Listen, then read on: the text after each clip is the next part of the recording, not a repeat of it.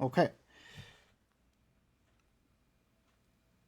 In the previous lecture, we were talking about time invariance, linearity, and we broke up linearity into two sub-properties. We talked about homogeneity and additivity.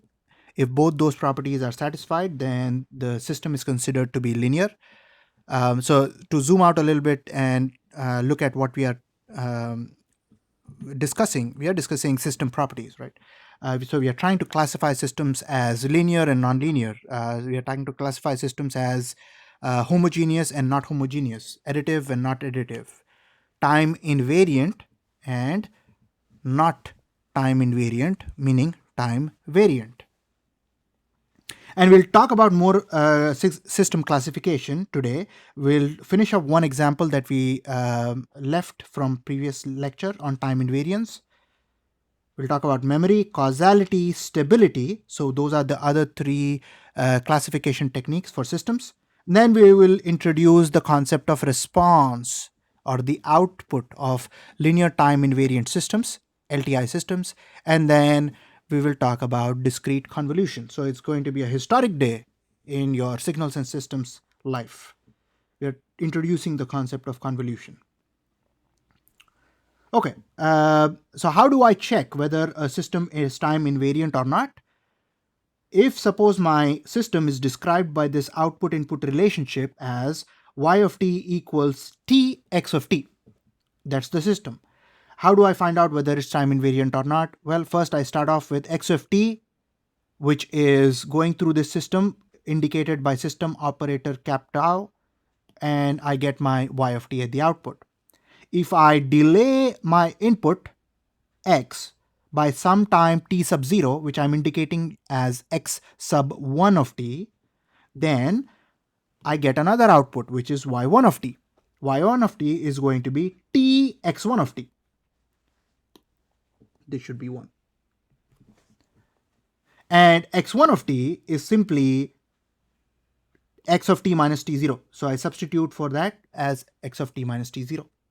And then if I observe the time invariance property, because this is not the same as shifting the output by t0, y of t minus t0 is t minus 0 t0 multiplied by x of t minus t0. Because these two are not the same, I'm going to say that the system is not time invariant, which means at different time, the output-input relationship is going to be different. It is going to vary with time. Now the next classification is system memory. So we'll try to find out whether a system has memory, with memory, or is memoryless, no memory. We are going to consider a system to be memoryless if the output signal depends only on present inputs, meaning y of 0 should depend on x of 0, y of 1 should depend on x of 1, and only x of 1. There cannot be dependence on past inputs. There cannot be dependence on future inputs. The outputs at any given time, t0, should only depend on inputs at that same time, x of t0. And this applies for all time belonging to the set of real numbers. Only on present inputs. Outputs are indicated by y here and inputs are indicated by x here. And we are talking about a continuous time signal over here, but you could apply the same logic to a discrete time signal, input and output. In that case, you would be talking about y of 0 and x of 0 and so on. Those will only be integer time steps. Over here, we have been talking about any value of time. Next, when is it considered to be having memory? A system with memory is the output signal depends on past or future inputs. In other words, everything that does not fall in the category of memoryless is with memory. So it could have a dependence on past inputs or future inputs. This is OR. That's also to be emphasized. So for example, you could say, again, the same applies for both continuous time and discrete time. So let's do a few examples here. Y of 2, if it depends on x of 1, or x of negative 1, or x of 3, right? You could view this in terms of past or future inputs.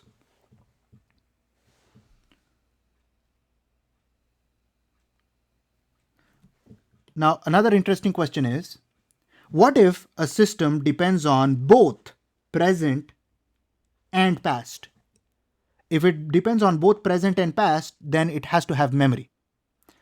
So, if y of 1 depends on x of 1 and x of 2, input at time step 1 and input at time step 2, it is also considered to be memory, with memory. Now let's talk about causality. As the name suggests, it is causal, meaning something is causing a change in the output. So it is talking about present inputs or past inputs.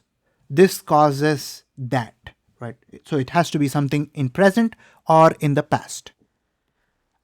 It defined as output signal depends on present or past inputs. So or needs to be highlighted because one or the other will satisfy, and then we are talking about present or past inputs. We can switch this statement around and observe as the output at any time t does not depend on an input at a time larger than t. So for example, output at time 1 does not depend on time 2 and time 3 and time 4 and so on. In the similar manner, you could treat even the discrete signals. Y of small n does not depend on input at any time larger than small n. So definitions are similar for discrete time systems. So one way to classify is memory, memoryless, and the other way to classify a system is causal and non-causal. So a really helpful exercise is to walk through some examples that are shown over here. We have 4 questions and we need to classify them as memoryless and with memory, and causal and non-causal. So let's do the solutions in red here. So the first system, as you can see, output y it's a discrete time system. Y of n depends on x of n, and it also depends on x of n minus 1. So current time, input at current time, and the input at past time. So I would say that it has to have memory because it depends on past inputs. For example, if I substitute y of 0, what do I get? X of 0 minus 4 times x of negative 1. So a value at time 0 can be obtained only if you give me the current input as well as the input earlier, one time step before. That's the past input. So it has memory. How about causal and non-causal? Because it is only the past memory, it is going to be causal.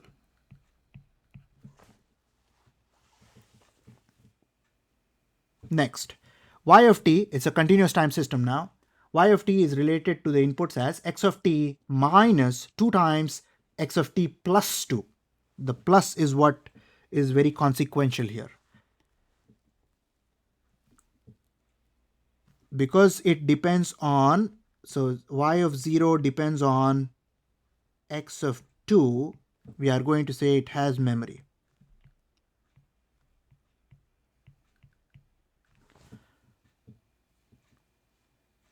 And because x of 2 is a future input,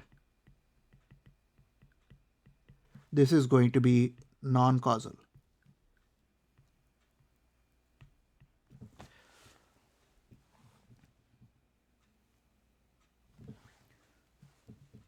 Y of t equals x of 2t. Let's do this with respect to 2 again. Y of 2 depends on x of 4 and y of negative 2 depends on x of negative 4. So 2 depends on 4, that's a future input. Negative 2 depends on negative 4, that's a past input. So it has memory and it is non-causal.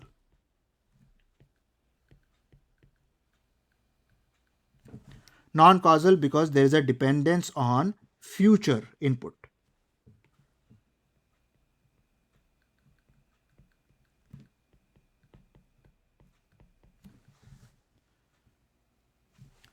Next, let us see. X of n is the same equals x of minus n. 1 x of minus 1, 2 x of minus 2. Y of 1 depends on x of negative 1. Y of negative 1 depends on x of 1. So let's see. That is going to be past input and this is going to be future input. So even this has to have the same answer as 3.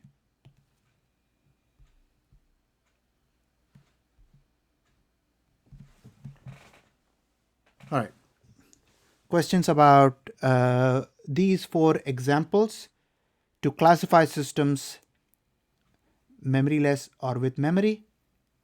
And then the other classification is, well, in strict sense, there are 3 things, right? Causality, non-causal, and anti-causal. Anti-causal is it only depends on future. So that's exactly opposite of causal. But the partly causal that you're referring to is non-causal. So if causality breaks, if there is only classification in terms of 2 things, right? Causal and non-causal, that's one way. If it is only depending on future inputs, then you can classify that as anti-causal, which is also a subset of non-causal.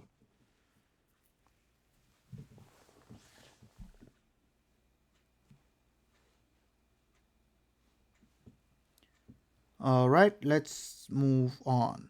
This is similar to causality in terms of signals that we talked about. Now let's talk about stability, right? When are things stable? Well, the definition of stability is a system is stable if small inputs lead to responses that do not diverge. You can say do not diverge is indicating convergence.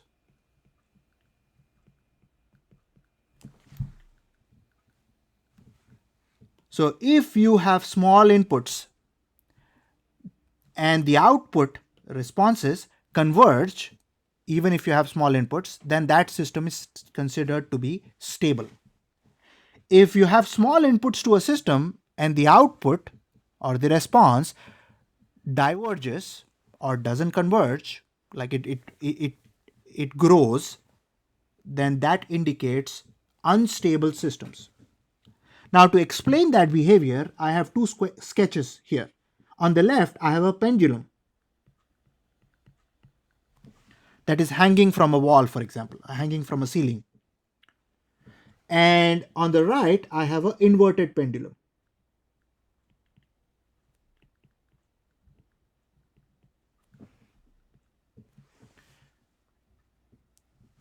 And let us suppose that x of t indicates some force, some small input. Let us color code this. Let us use pink for inputs, which is this guy right here. So x of t is a small input that is representing the force in one direction applied on the pendulum. And it is right now a small input. So it's a little bit of force in one direction from left to right. And the output is that angle which changes with respect to time, y of t. So if you increase x of t, the y of t will increase and then it decreases because the pendulum swings back and forth. But as you can see, the output or the angle here is going to converge. It's not going to diverge. It is not going to grow infinitely. It's not going to grow with time. It is going to converge and it'll actually converge to zero. But the key here is it will not diverge, which I can use to say that this system is stable. That's as far as the pendulum is concerned. Now, what about the inverted pendulum? If you have an inverted pendulum, then even a very, very small force, in fact, it is very difficult to balance it, right? Even if there is a small force applied, x of t, that y of t will grow and it will move away from that stable position. So that is indicating that a small input will cause the response, y of t, the angle as a function of time, to grow, to not diverge, which makes this system unstable.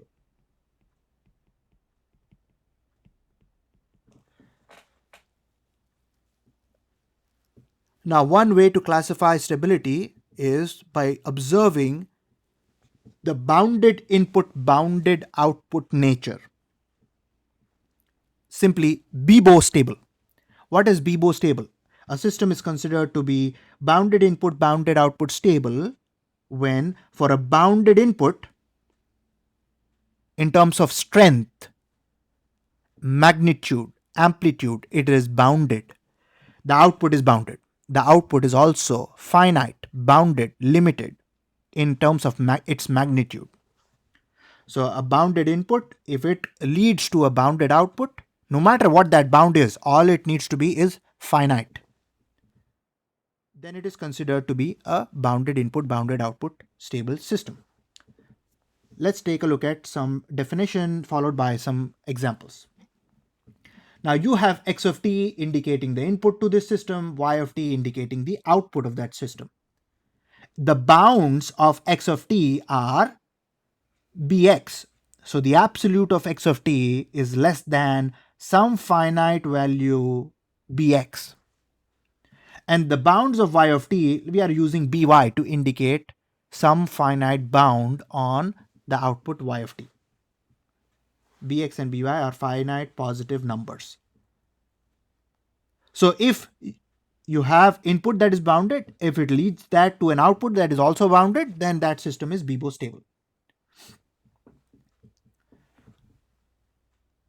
There is a question that's on the chat box which says, wouldn't the inverted pendulum still be bounded? Well, I've increased this x of t by a little bit. But if you don't think of this as something that is fixed, if you think of this as something like balancing a pen on your finger, for example, which is something similar to what's happening over here. When you have that upright, when the pencil or pen or whatever you have, when you have a stick upright on your finger or your hand, then it will be stable very, very momentarily, right? Only if a lot of conditions are met, then it will be upright. However, if you nudge it a little bit, if you even touch it, if you apply a small force, what is going to happen? It's going to topple. That is indicating unstable behavior for that inverted pendulum. Let's come back to this. We have a system in which the output y of t is related to the input as tx of t. Now we'll start with how, and our goal is to find out whether this is Bibo stable or unstable. So what we'll do is we'll apply some bounds to the input first. Say the absolute of x of t is less than bx, the finite boundary. This particular statement implies that x of t lies between negative bx and bx.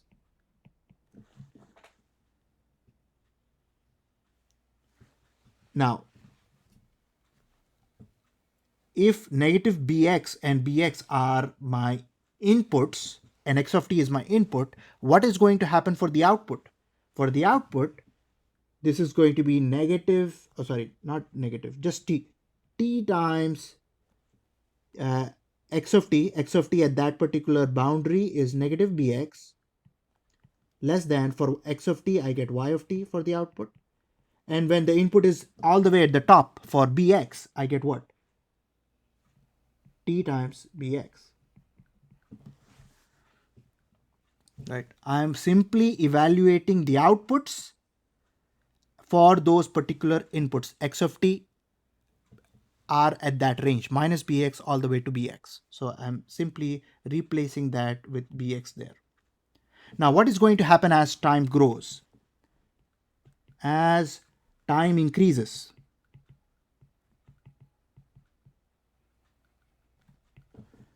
negative t times bx is going to become more and more negative. T bx is going to become more and more positive. Y of t is going to diverge. Is or just diverges? Diverges. Is going to become stronger and stronger as time increases, which means that this is going to be Bibo unstable.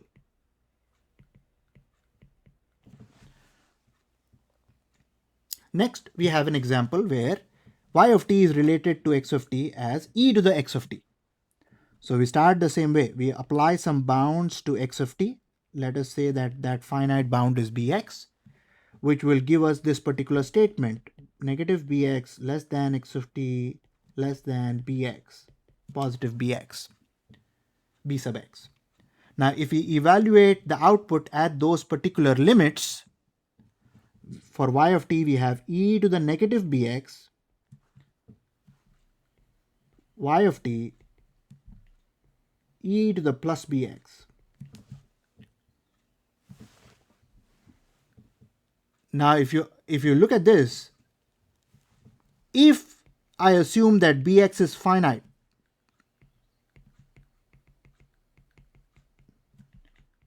then e to the plus or minus bx will also be finite.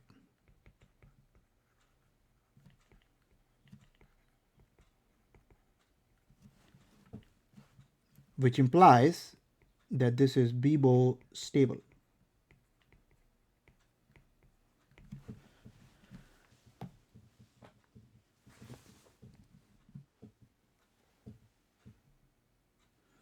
All right.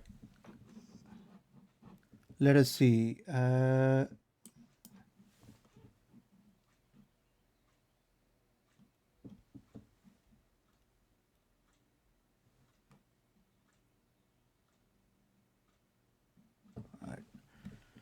Questions about how to classify systems as Bibo stable or unstable.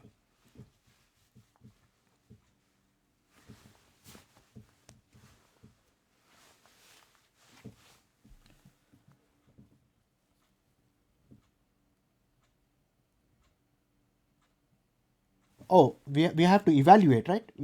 We have to evaluate the bounds on the output. How can I evaluate the bounds on the output? Well, you'll have to consider extreme cases, right? What would be the extreme of t bx? Well, it depends on what t is. I know bx is a finite value, so it might be 10, 100, 1000, whatever that is. But only if you tell me what t is, only then I will know what that upper bound on y of t is going to be. And that t is a variable. So as time increases, that bound will keep increasing.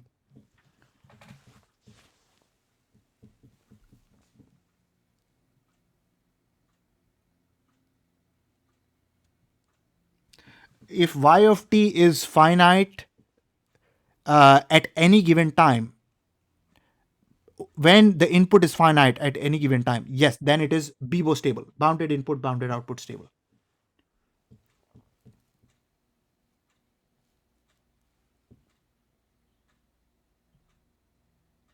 Yes. Sander, your statement is right that x of t is bounded, imply that x of t is finite for all t. Yes, it is finite in terms of its absolute value. So if you try to sketch x of t on a time axis in terms of how big can it be on both positive and negative vertical axis, vertically, it will have to have some limitation. It cannot, if it cannot grow out of bound, it has to be bounded between two values, bx and negative bx. And if that, and if there is existing some bx like that, if such bx exists, then x of t is bounded. All right, let's move on to the next topic, which is response of linear time invariant systems. Now, before I jump into this, I want to talk about the importance of this topic, because there are going to be several conversations that are related in this particular course, the entire course, lots of conversations that are going to tie back to this particular heading, response of linear time invariant or response of LTI systems. A lot of things can be tied back to this, because that's what we are trying to find out, right? If you give me the input, if you give me the system, I should be able to know mathematically what the output should be. Because if I tell you the input, if I tell you about the system, then you should be able to tell me about the output.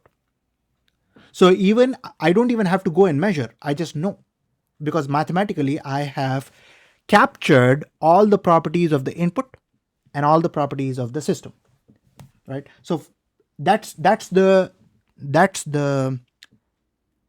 interesting part of this topic. You are able to find out, determine, comment about the output of a system, knowing two things: input and how the system behaves.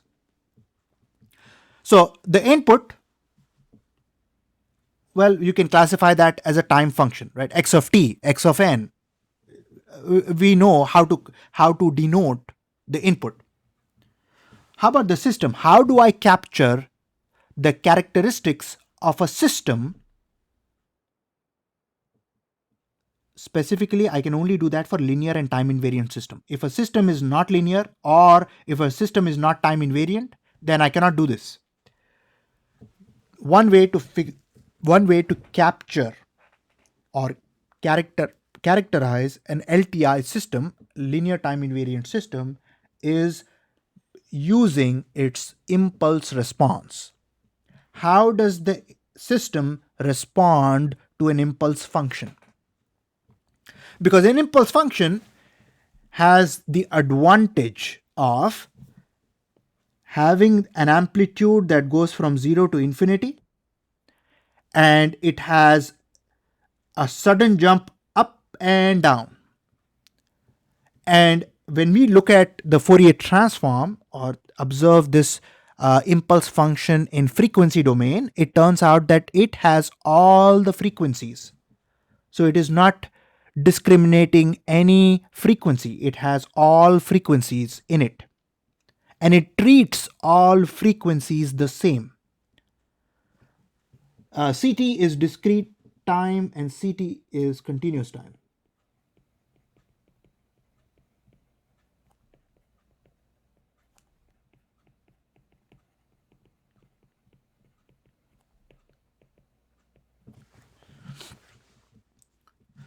Now, one very important question that all of us should ask at this time is, why the impulse response? Why the impulse function? Why delta of t as the input? What is so nice about this? The nice thing about delta of t is that it has all the frequencies in it, and it has all the amplitudes from 0 to infinity in it. So it is going from 0 to infinity, and it is doing that in a very, very short duration of time, capturing all the frequencies in the frequency domain. So that is why we can completely characterize the properties of a system, a linear time invariant system, using its impulse response. There are other ways to do this as well, specifically using the step response of the system, but the most common one and the most observed one is the impulse response. Clara asked a question: how does it have all the frequencies? Right now, I'm not going to, open the box of Fourier transform, which is what what that answer will lead to. So for now, just believe me that it will have all frequencies, which means I'll just draw a sketch. I'm going to hope that you will believe me for now, because without understanding the Fourier transform, this is going to be very difficult to explain. So what I have over here is frequency, and I have Fourier transform of delta of t here, and my claim right now, which I'll prove at some stage, is that it will have a constant amplitude for all the frequencies.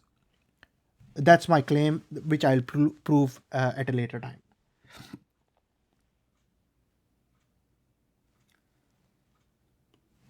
But essentially, that will involve finding the Fourier transform of an impulse function.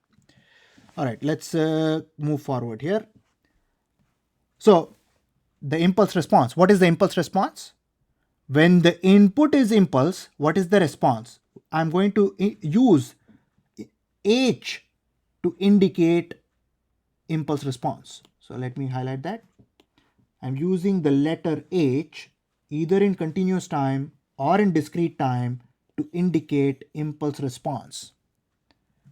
And I'm using the impulse itself either in continuous time or discrete time to indicate impulse. So on the left, I have the input of the system as the impulse. What I get is the impulse response of that system, indicated by h of t or h of n, if that is continuous time or discrete time system. So, for example, in the sketch over here, we are showing an impulse function here. The weight is 1, and the impulse is present at time 0. That's the impulse function. It goes through the system with a system operator t, and output is h of t. I've arbitrarily sketched some h of t, some waveform. But that is going to be very, very useful in order to find the output of any linear time invariant system. Now, whenever I talk about this, I like to really look at this in a very, very practical sense. Now, what I want you guys to do is imagine a big auditorium, right? Say this is, let's do a basketball stadium.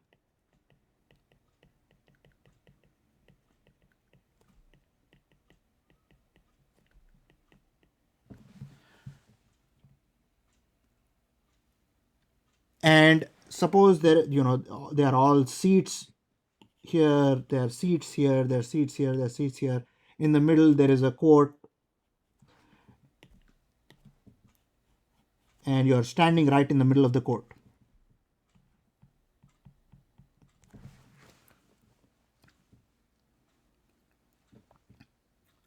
How do you create an impulse there? I want you guys to think about how you are going to create an impulse inside a basketball stadium. How would you create an impulse? So an impulse is this, something that rises sharply and it only lasts for a very, very, very small duration of time. So a burst of energy.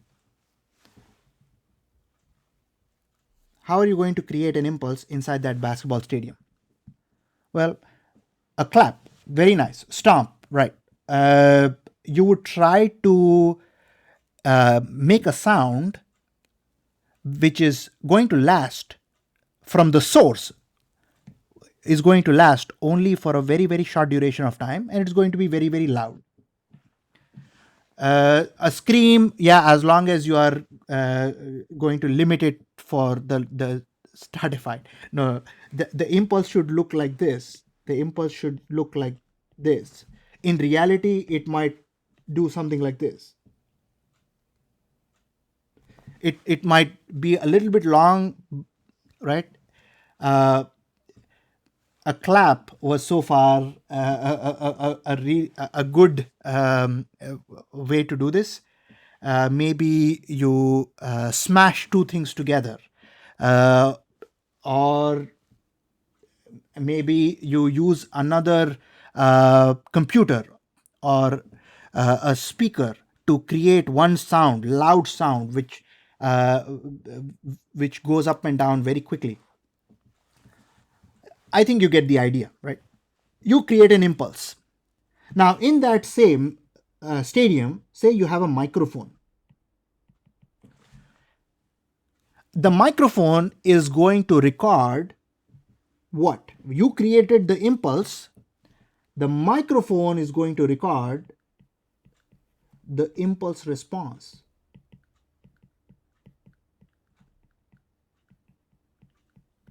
Of stadium.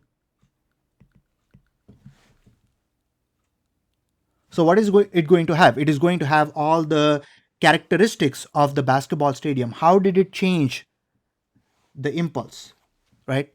Did it add echo to that? Did it make it softer on certain frequencies? Did it make more frequency sharper? What did it do, right? What did it do to that impulse that you created? So what you record is the impulse response with all those effects, sound effects of the basketball stadium using the microphone. Now let's go away from that a little bit. Suppose you have recorded this on a microphone. So suppose you have that on your computer and you go back home. Now what are you going to do? You are going to do this. You have essentially recorded the response. So what is that? You did delta of t and then you recorded h of t, right? Or h of n, depending on how you recorded it.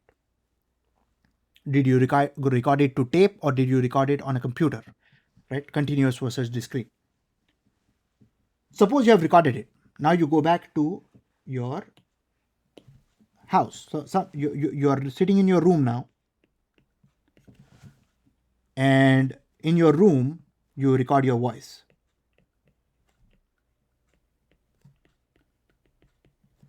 X of t or x of n, depending on, again, discrete or a continuous system. Then you use the characteristics of the system, the stadium, basketball stadium, h of t or h of n. You convolve the two. Convolution of x of t and h of t, or x of n and h of n, will sound like what?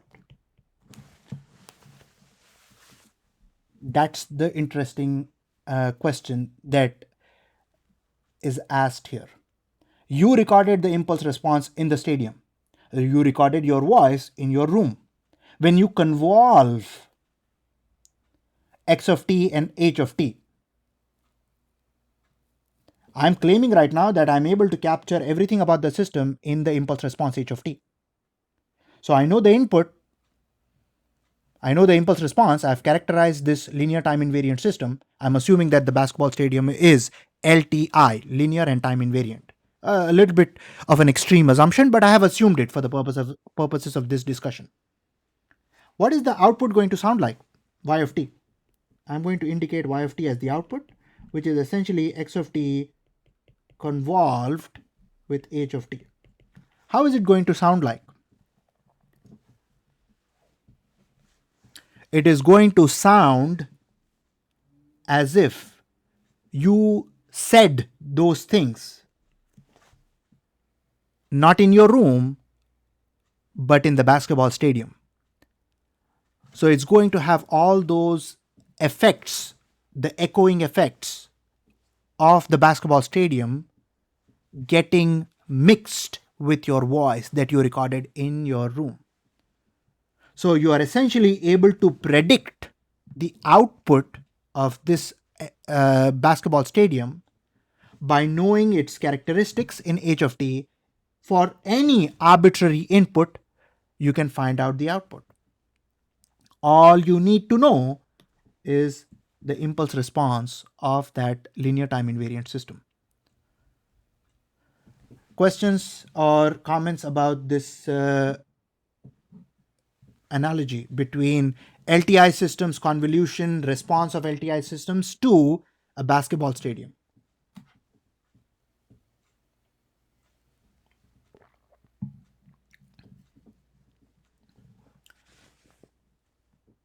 Now, I will be going a lot more deeper into this conversation, but I wanted to set up this or set up the motivation of this by using this example. This helped me understand convolution a lot better than I would have without this. So without this, I would have treated this as a very very mathy operation, set of operations. But with this, you can really appreciate what all it can be used for. All right, let's go back here. Let's come back to this. Impulse system, I get impulse response. And by doing that, I completely characterize the LTI system. So h of t, right now it's a claim. H of t can completely characterize the LTI system.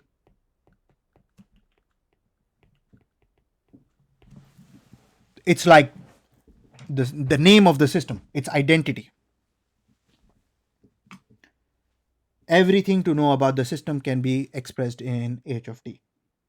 All right, let's move on here. We talked about the basketball stadium, talked about convolution and how that would sound like. Well, you can apply convolution to any two signals, but you are right. Impulse responses and convolution are the most common appearance. So for the sake of our class, to get us some practice about convolution, we might apply that to any two signals.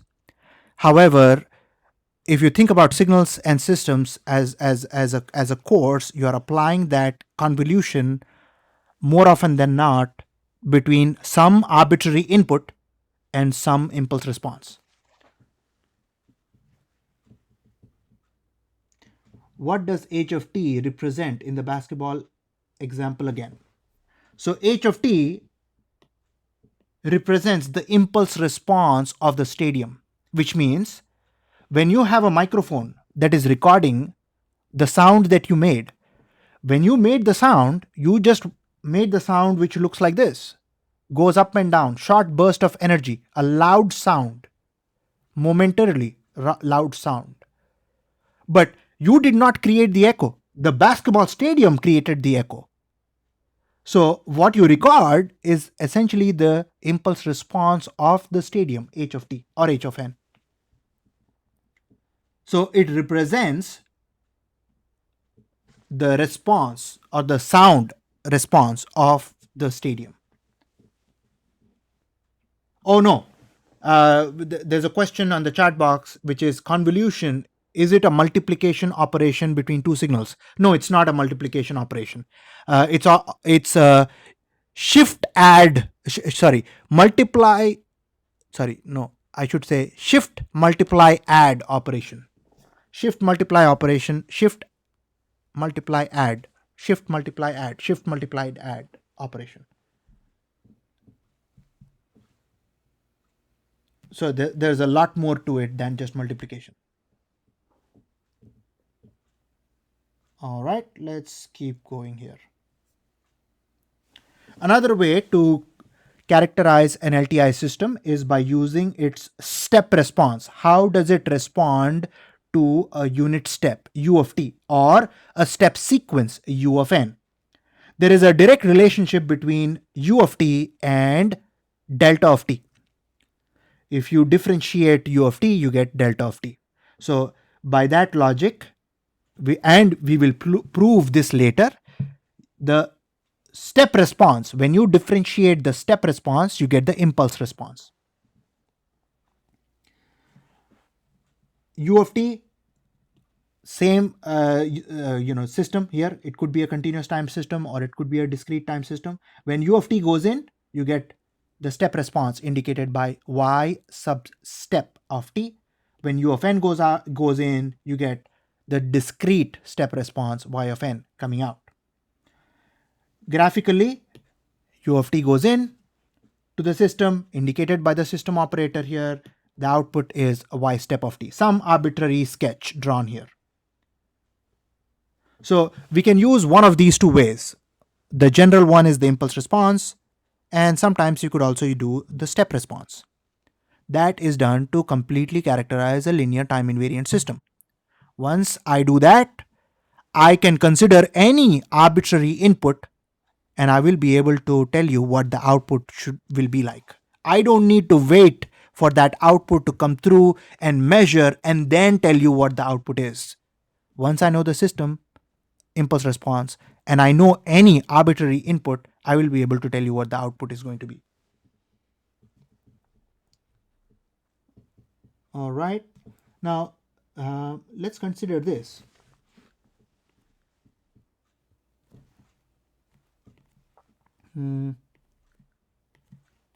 Let's suppose that you have a circuit here.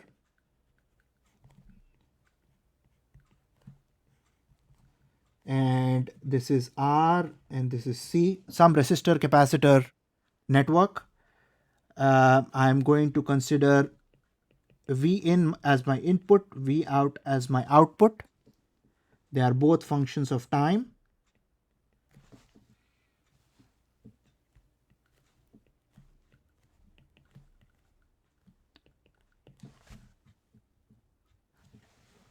If I make V in of t as an impulse,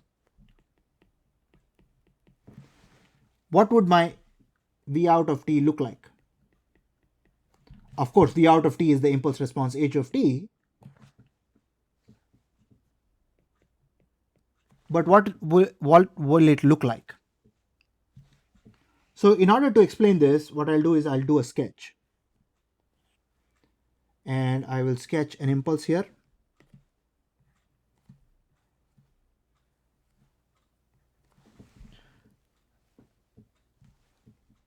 This is my time.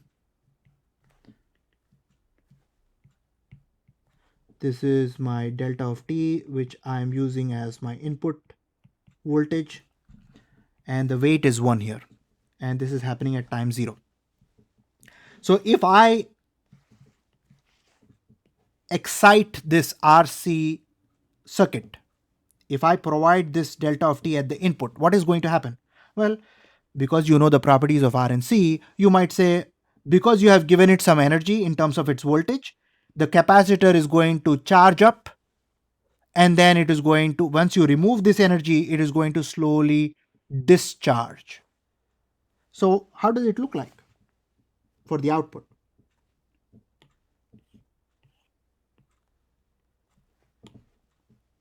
I'm going to say this is my V out of t, which is my impulse response.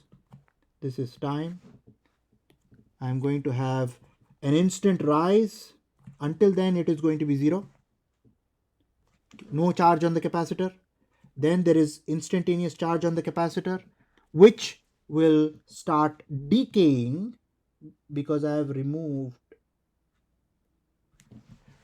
the input. Exponential decay, absolutely right. And that equation, what is that equation going to be of the decay?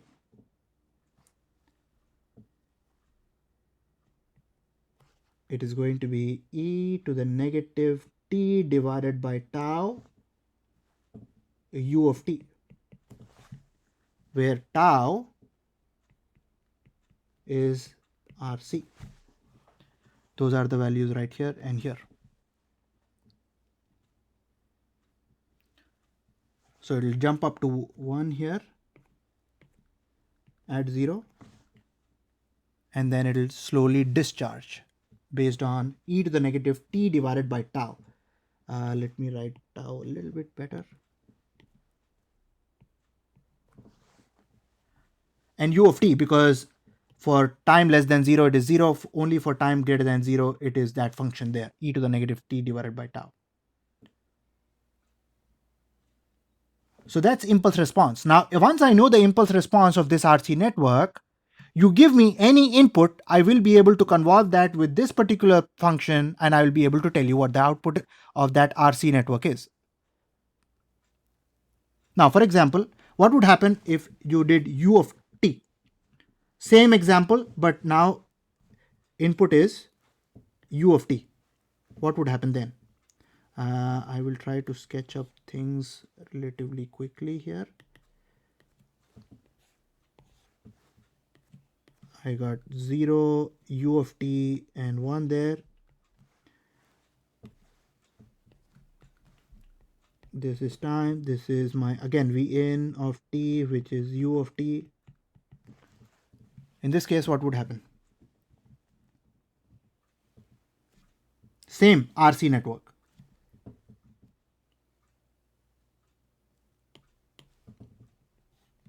Oh.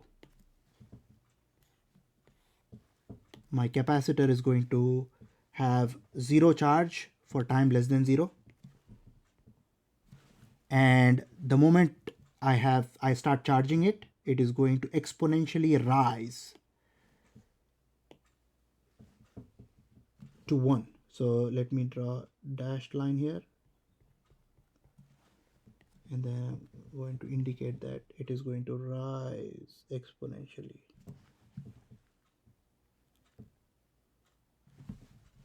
So that is going to be the step response.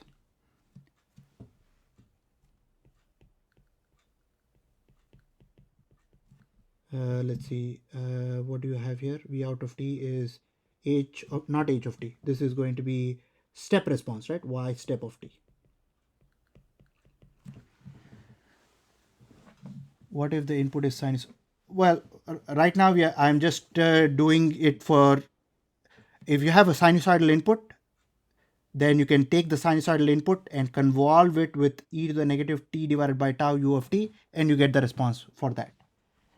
We needed this, we got this. So what would this step response be? The equation to charge the capacitor, what would that be? 1 minus e to the negative t over tau u of t. Again, tau is RC. Some circuits background was used here, but what I want to really convey is this. If you know h of t, then you can take that and convolve it with any arbitrary input, and you can get the output. In other words, this is the convolution result of these two signals. So if you convolve e to the negative t divided by tau u of t with u of t, you get y step of t. More about these things as we go on. Let's continue.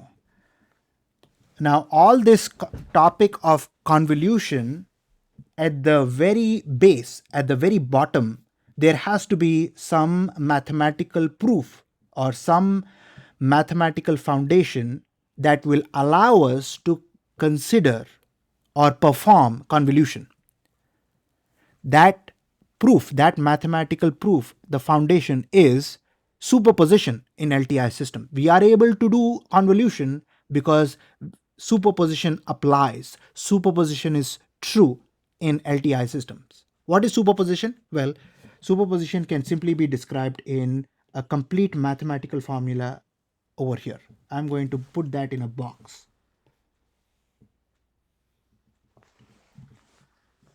That is superposition. How do I prove superposition holds true in LTI system? I will start with some x of t, and I'm doing this proof for for continuous systems. You could also do that for discrete signals and systems as well.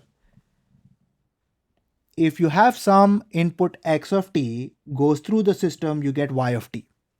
If you consider that system to be LTI, linear and time invariant, then we should be able to write the following two statements for x of t.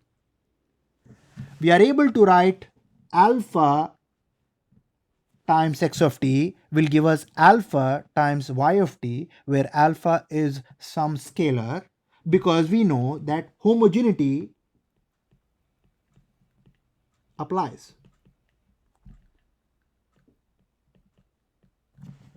How do we know homogeneity holds? Because we have assumed that the system is linear.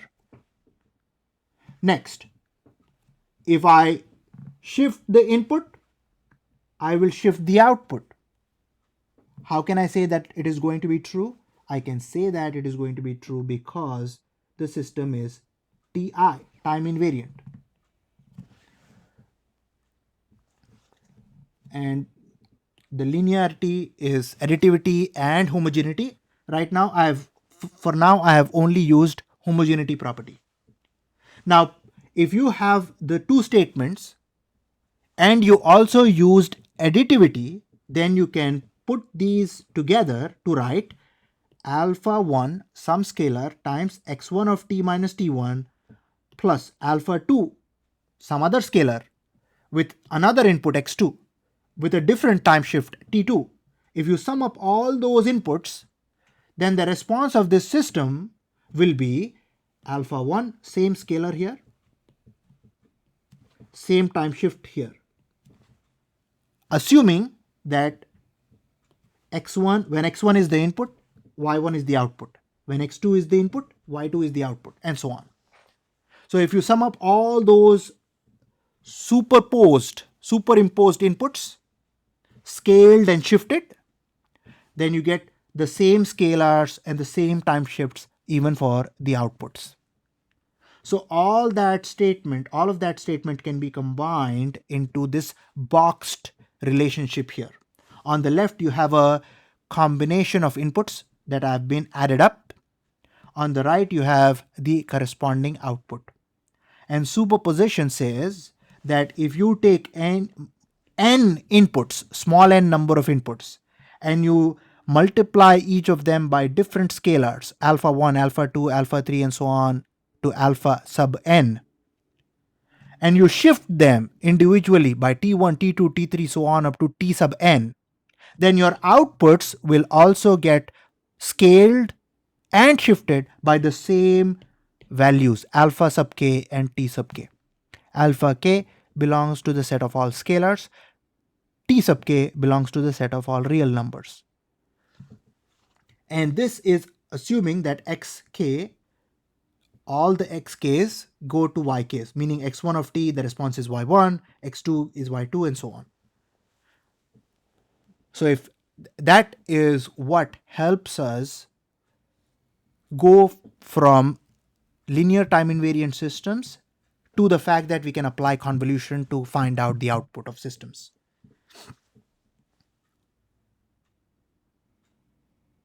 Questions about superposition?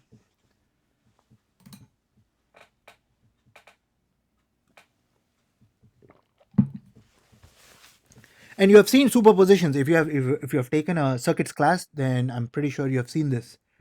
If you have multiple voltage sources, what do? If you want to find out the response, overall response, you switch off all the sources, you leave one voltage source on, you find the output. Then you turn on the other, then you turn on the other, then you turn on. You will take individual responses from all the contributions of the voltage sources, add them all up to find out the overall output voltage, for example.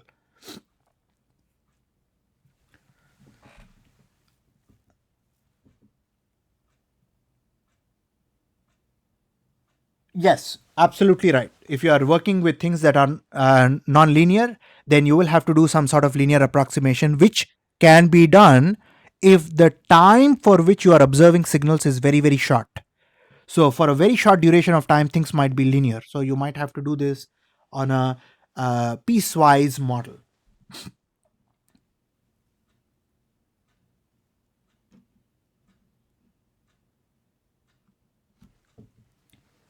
We will do a few more. So convolution is, just to give you some background, I didn't learn convolution when I did circuits at all. I learned convolution only when I learned signals and systems.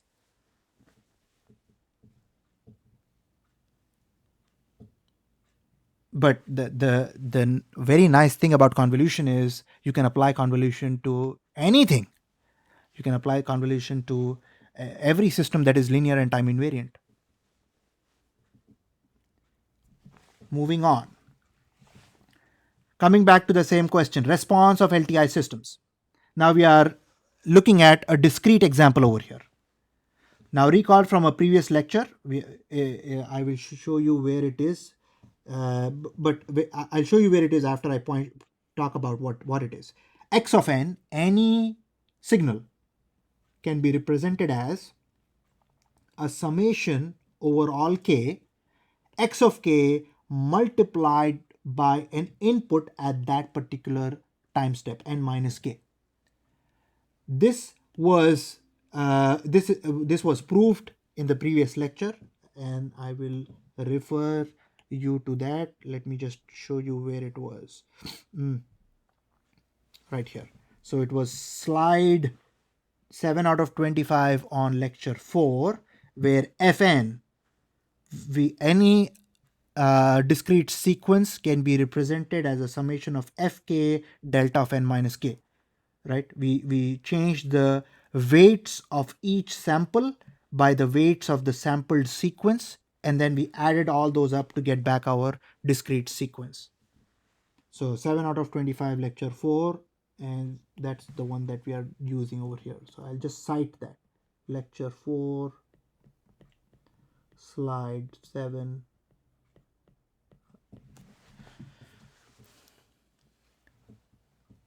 So I'm going to need that when I try to prove where that convolution comes from. Again, we are assuming that the systems we are doing this for are linear and time invariant. We are going to start off with an impulse. Given that delta of n goes into the system, you get the impulse response, h of n. I know that this system is linear and time invariant. So I should be able to multiply the input delta of n with any scalar value. The scalar values that I'm using are the value of x of 0, x of 1, x of 2, x of 3, x of all those x of k. So these are elements in the x input at time 0, 1, 2, 3, and so on up to k. So I should be able to multiply them. And when I do, I will just simply multiply the output as well by the same scalars. So this is exactly where it is coming from. If I relate this particular scaling multiplication, where is that coming from? It is coming from alpha here and alpha there. If you scale the input, the output also gets scaled by the same value. Next, while I'm scaling, I'm also going to do a time shift for delta of n, shifted by 0, 1, 2, 3, and so on to k. So I'm shifting things to the right by 1 integer, 2 integer, 3 integer, and so on. And when I do that, I also get the same time shift on the impulse response, h of n. Now, for the sake of space, I did not include x of minus 1 and x of minus 2 and x of minus k all the way to x of minus k, which multiplies with delta of n plus 1, delta of n plus 2, and so on. Just imagine that they're all there on this side and they're also there on the right hand side. Now, if you if the systems are linear and time invariant, specifically if the system is linear, it is also additive, which means that I should be able to add all these inputs. Then the output of that system will be the addition of all the outputs. So I take all the inputs, I write them in this form, goes into the system, I get the summation on the other side. So I've literally summed up all the things in the left and I express them as the input, total input, and I've added up all the things on the right and I've expressed them as a sum on the output. All of this is happening because linear time invariant systems. Now we can write down the notice what the left hand side is, or the input is, the sum of the input. I hope you see this. X of k, delta of n minus k. All of this x, the added up inputs, scaled and shifted inputs, look like this, right? So if I do this,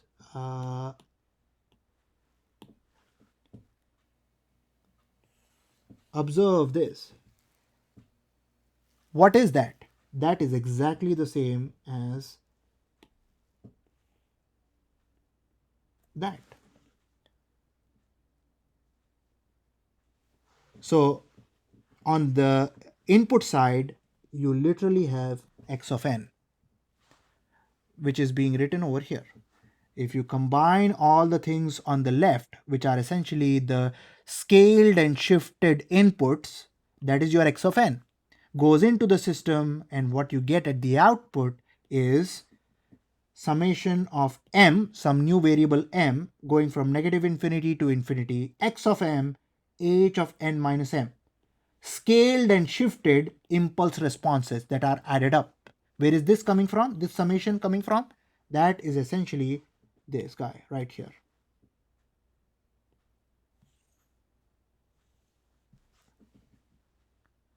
Scaled and shifted h of n's that are added up. Scaled and shifted h of n's that are added up. This, friends, is the convolution sum.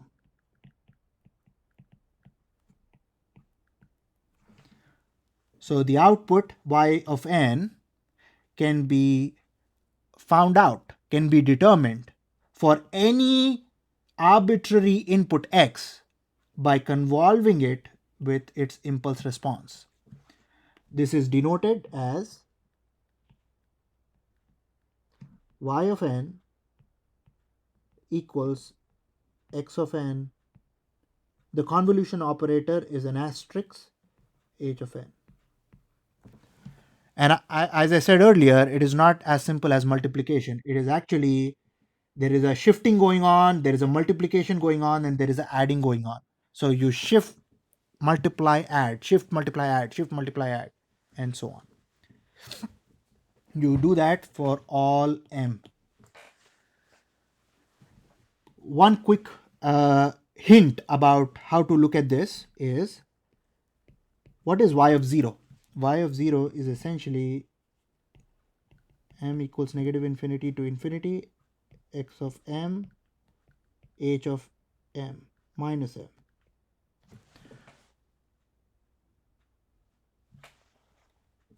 And similarly, you can write down y of 1, y of 2, and so on. It would be 1 h of n, 1 minus m, 2 minus m, and so on. What is this?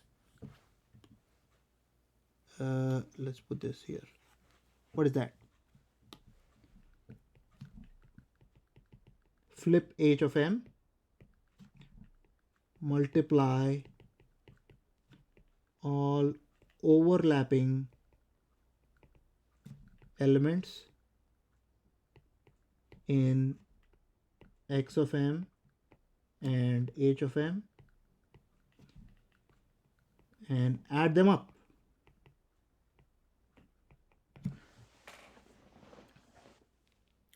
Because from h of m, I need h of minus m, I need x of m, I also need to multiply. Then after I multiply, I need to sum up of over all m. Let's see. Let me address this. So we know that we can use superposition on circuits. Is there a scenario in circuits realm where something is non-LTI and superposition explicitly cannot be used? So as long as the circuits that you are observing are linear, you can apply superposition. The moment you go to non-linear elements in circuits, then you cannot apply these laws anymore. So as long as you're talking about R, Ls, and Cs where linearity is present, you will be okay. All right, let's move on to. So these are some PowerPoint slides that I made that I have added up to the remainder of the lecture. Again, we are going to be going into the convolution sum, which is discrete convolution. Find output given input and some impulse response. So how can a LTI system be characterized? I can characterize an LTI system, completely characterize an LTI system using its impulse response.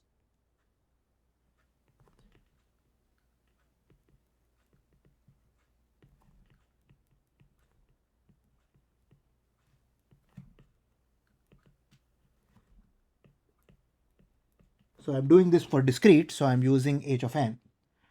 So the first thing that I would need to do before I do anything is give it an input of impulse, measure, record, observe the impulse response. And once I do that, then I can consider any arbitrary input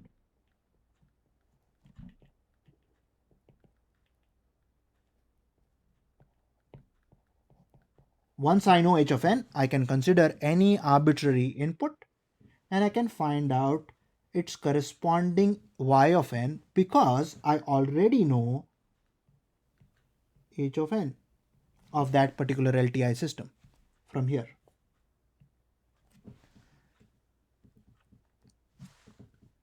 All I would need to do is run through that summation or convolution sum. So this is my convolution sum indicated by the asterisk sign in the middle. So let's see, this is the convolution. Oh.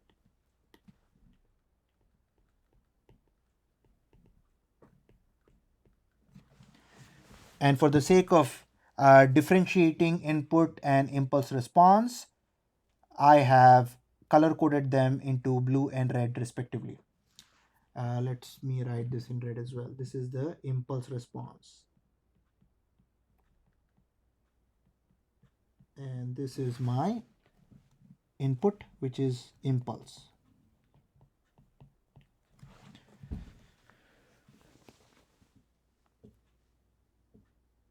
That's how I find out the response of LTI systems.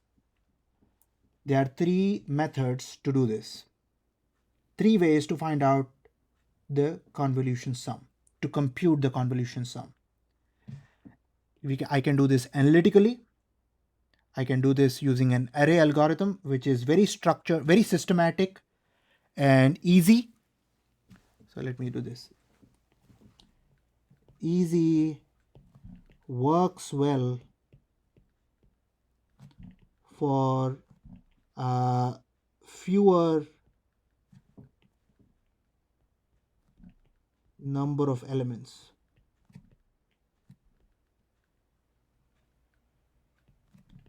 In convolution. So the two things that you need to convolve, if you have limited number of elements, maybe 3 or 5 in each, then array algorithm works very well. This is a very structured or a systematic approach.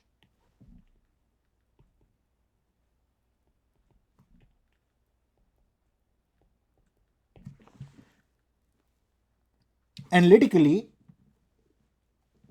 once I go through this analytically, I hope to fill in what goes under analytically. It is actually really, you know, if the sequence goes on forever, infinity, then I cannot graph it. Maybe I can, but I don't want to do everything very explicitly. I definitely cannot develop an array algorithm for a sequence that goes on forever. So I can treat that analytically. So if you have, so for example, a step sequence involved in X or H, then using analytical approach is much better. And we'll do some examples over here. So our goal is to find the convolution of two things, X and H. And you're doing that by going over this convolution sum. Three ways: analytical, array, using the graphical approach. So let me start with analytical approach here. The example, the impulse response of an LTI system. So good news, we have an LTI system, so we can move forward. The impulse response h of n is given to us. This is 1 divided by 4 raised to n u of n. And we are asked to find the output y of n when the input is given to us as x of n, which is half raised to n u of n. And clearly you can see that these sequences go on forever. U of n goes on from 0 onwards to infinity. U of n even here in the input. So these are expressed analytically in closed form conveniently.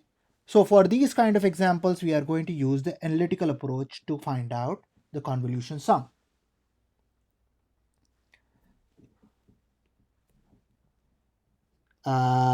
Input, so let's do this. Signals that can be expressed, that are expressed in closed form.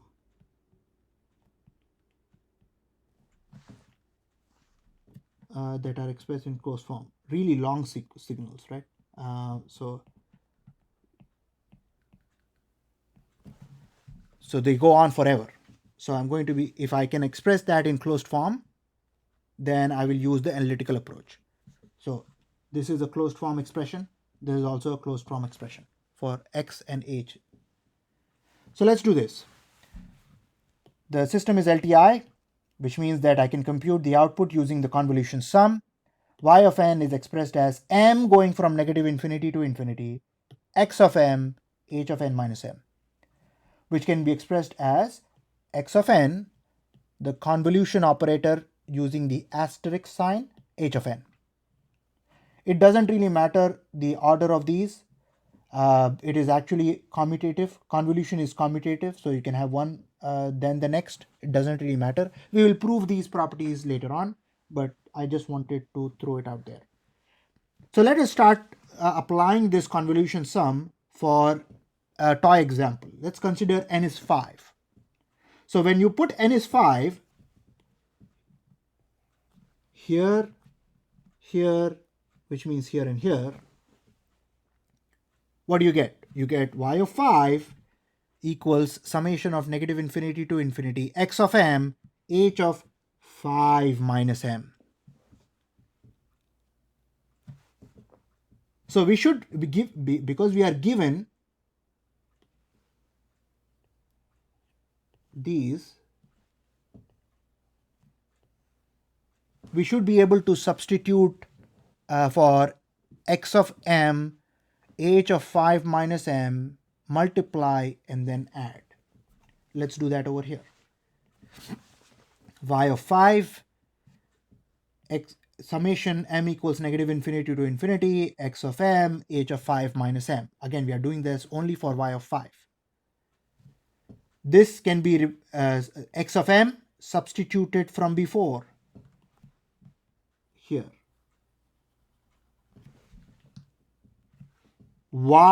H of 5 minus m substituted over here. And I'm able to do that because I'm given those two signals in closed form. The question online is why only y of 5? Because once we do y of 5, we can generalize it for y of n. I might have just done this example for y of 2, y of 6. Some number then I will consider that as a variable n. So doing it in a number form is easier. Yes, completely arbitrary at this point. So I'm trying to run through this summation when I multiply these two factors, right? So let me erase this so that we can see this again. Now, because there is a u of m and there is a u of 5 minus m, how are these two signals going to look like? I will try to sketch u of m here. U of m is going to be, I get a 1 there, I get a 1 there, I get a 1 there, a 1 there, and so on. That is my m. This is my u of m. This is 0, 1, 2, 3, and so on. Everything else will be 0. That's my u of m. How about u of 5 minus m? U of minus m is going to be flip this. So you have that and that and that and that and so on, right? Now, because I have flipped it first, my plus 5 is not going to be advanced, it's actually going to be delay. So I need to move it to the right. So what would that correspond to? It would correspond to, instead of 0, I'm going to have it at 5. 4, 3, 2, 1. And then 0 is here. So what is that? U of 5 minus m. This is m. 5, 4, 3, 2, 1, 0, negative 1, negative 2, and so on. So by sketching them, I quickly validate that u of m is 0 for m less than 0. We know that from the step sequence definition. And u of 5 minus m is going to be 0 for m greater than 5, as you can see.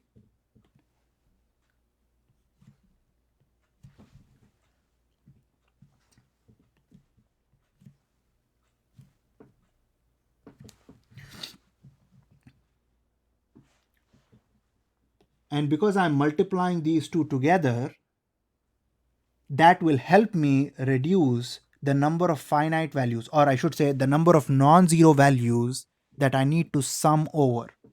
So when I multiply this signal here with that signal there, the only elements that are going to be non-zero are going to be between 0, 1, 2, 3, 4, 5. That's it, 0 to 5.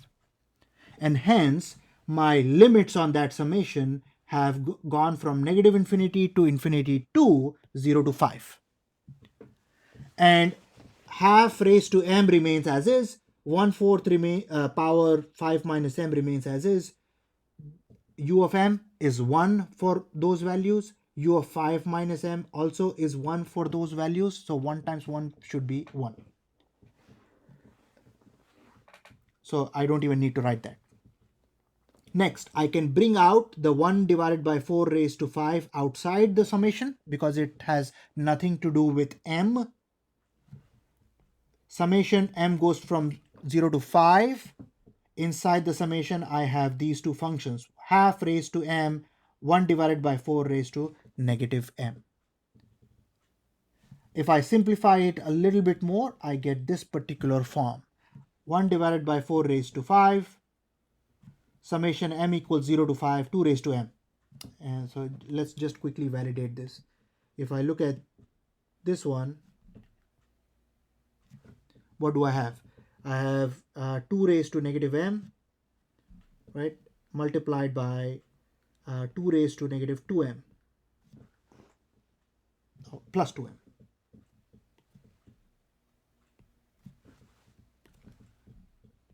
So 2 raised to m.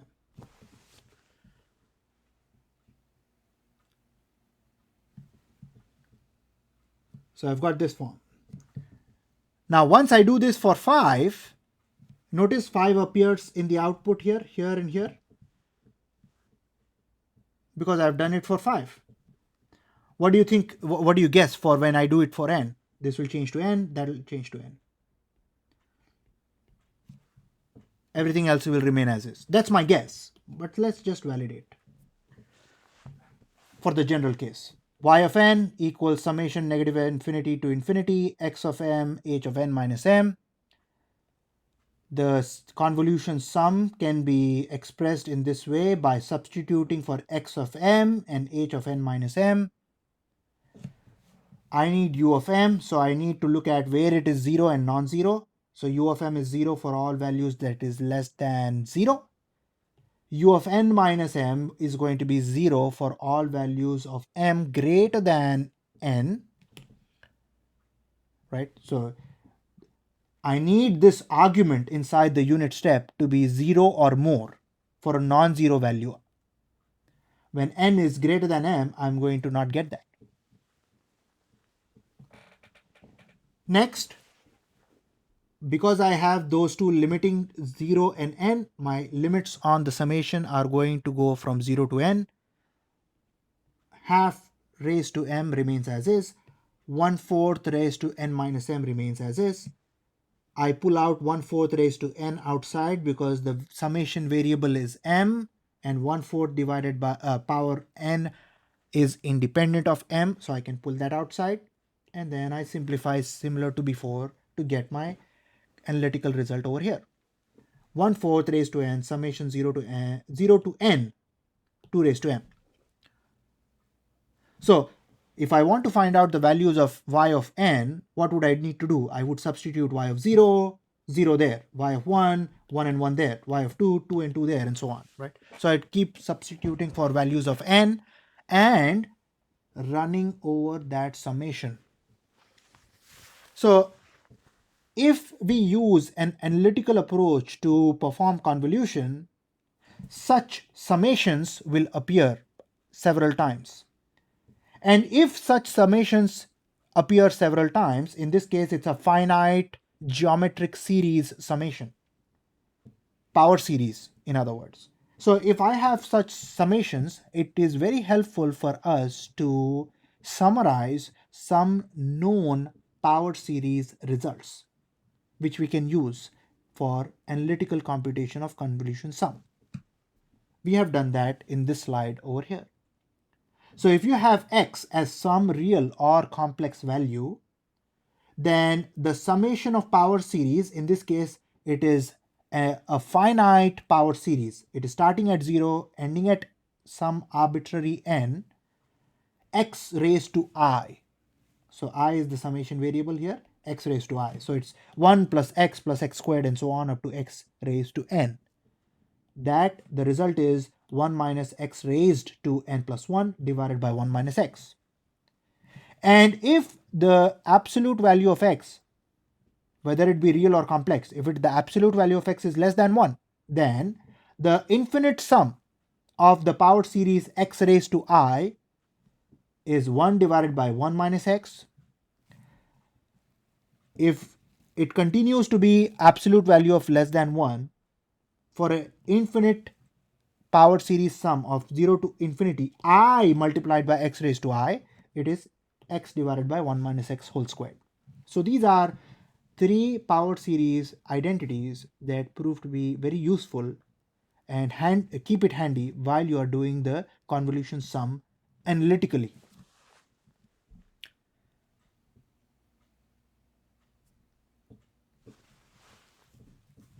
In the next few minutes, let me introduce you to the topic of discrete convolution using the array algorithm, because it's pretty easy to do this. There's a question. Can you go back to the last slide quickly? Okay, sorry.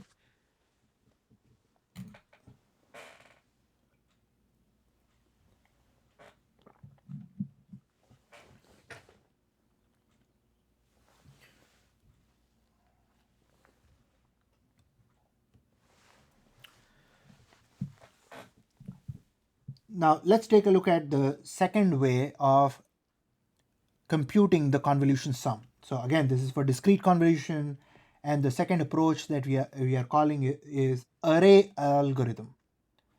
This is, as I said earlier, it is going to be easy. It is going to be very structured. So there are going to be rules. You just apply the rules, you get the result. but the underlying math is the same. The underlying math is going to be what?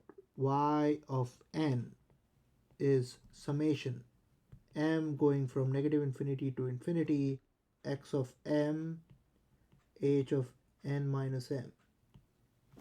The underlying math is the same, but you can view this summation, convolution sum, in a very systematic approach by considering the array algorithm.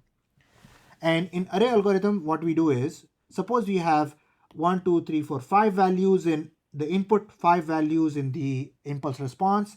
You lay them horizontally and vertically. So you set up the array as, let me use blue for input here because I've been using that.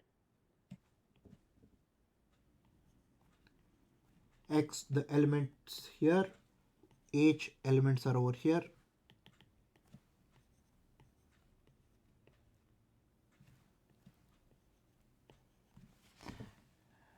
I'm just assuming that the sequences start at time 0. That doesn't have to be the case. They can be negative time steps as well. This is just an example. So you construct the array by multiplying each corresponding row and column. So for example, to get the first element, you multiply x of 0 and h of 0. And then to get the next element, for example, you multiply h of 0 from here and x of 1 from here. And similarly, by multiplying things, in this case 25 times, you will evaluate each entry in this array. 5 in each row, 5 in each column, so 25 in total. And once you do that, you have essentially found out the product of these elements. Next, you need to still do the summation. So in order for you to do the summation, you will need to sum things diagonally. So if I evaluate the summation here, what do I get? So notice it is x of 0 and h of 0. 0 plus 0, you get y of 0.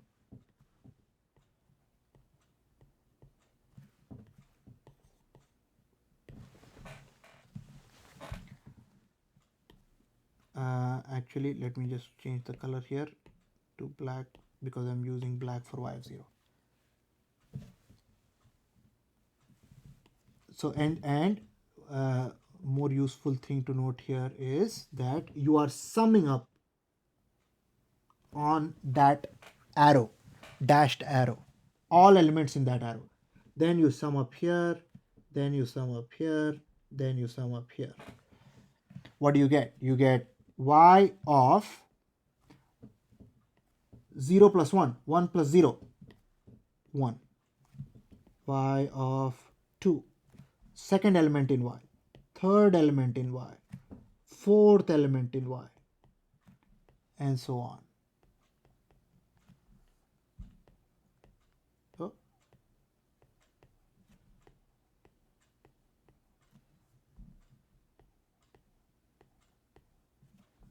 I think that's it. So you got 9 values in y by applying that summation across. So let me just quickly do this here. Summation.